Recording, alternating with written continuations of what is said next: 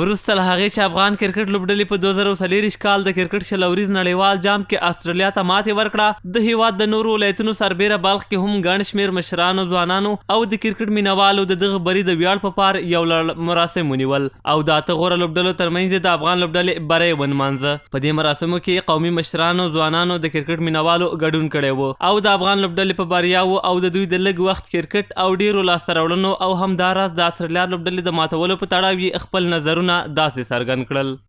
دغه ضعیف، نوپایه، نوی راټوکېدلی ټیم یا بالاخره ځوانان چې له صفر نه یې شروع کړې وه، دې سرحد ته ورسېدل چې د کرکټ مؤسس انګلیس، د کرکټ بانی استرالیا، د کرکټ د آسیا غوره ټیم پاکستان او بنګلادیش او بل هغه ټیمونو ته چې د سلګونو کلونو تجربې درلودلې دوی مات کړل.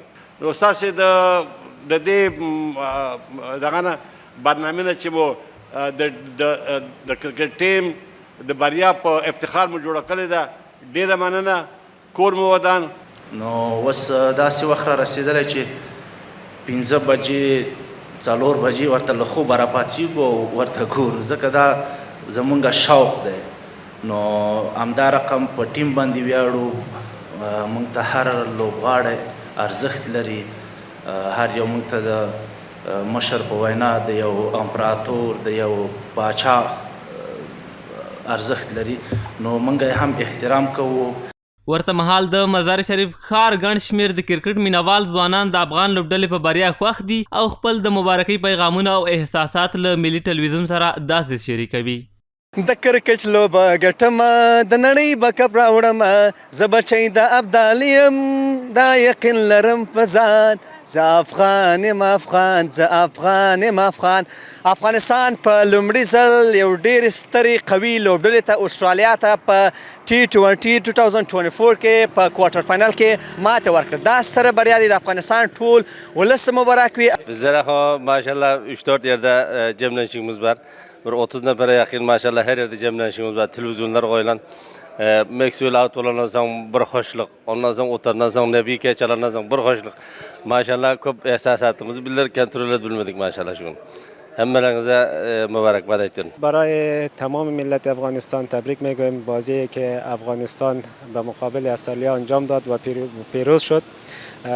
بعداً یک پیروزی بسیار جالب بود، چون تیم استرالیا یک تیم بسیار در عرصه کرکت بسیار به مقام بلند است و تقریبا مقام اول دارد. په نړیوال جام کې د استرالیا پر وړاندې د افغان کرکټ ملي لوبډلې ستره تاریخي بریا ټولو هیوادوالو ته د زړه له کومې مبارکي وایم. واقعیت چې دا د افغانستان د ملي لوبډلې لپاره ستره بریا او لاسته راوړنه وه. لومړی ځل و چې په نړیوال جام کې افغان لوبډلې یعنې ماته ورکړله.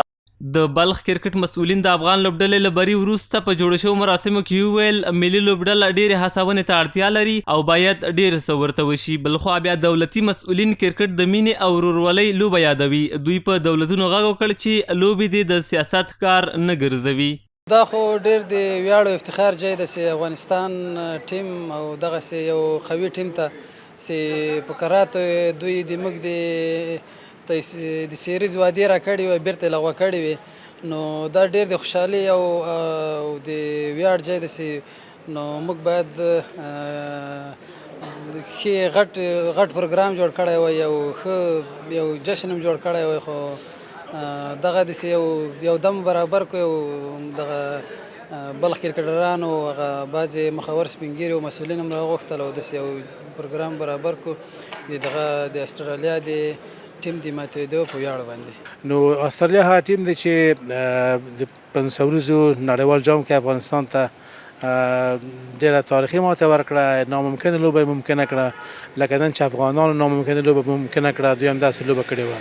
او استرالیا مخکې د افغانستان څخه سیریزونه لغوه کړي وو موږ بیا هم دا وایو چې لوبې یا کرکټ د ولسونو لوبې دي دا د ملت د خوشحالۍ یو لامل یا سبب ګرځي دا باید د سیاسي اغراضو د سیاسي یا د حکومتونو د برنامو سبب ونه ګرځي یا حکومتونه په دې کې باید دخیل نه وي دا ولسي لوبې دي باید خپل ټیم پرېښوی چې په خپل اختیار باندې د استرالیا پر وړاندې لوبه کې افغان لوبډلې لومړی توپوهنه وکړه او په ټاکلو شلو اورونو کې د ابراهیم زتران او رحمان الله ګربز د نیمه سلیزو پر مټ 109 منډې هدف وټاکه مقابل لوبډلې خپل ټول لوبغاړي په 120 منډو له لاسه ورکړل د افغان لوبډلې لخوا په توپ اچونه کې ګلبدین نایب سلور او نوین الحق 3 وکټې واخیستې افغان لوبډلې په دې نړیوال جام کې تر دې مهاله سلور لوبې ګټلي او 2 لوبې بایللې دي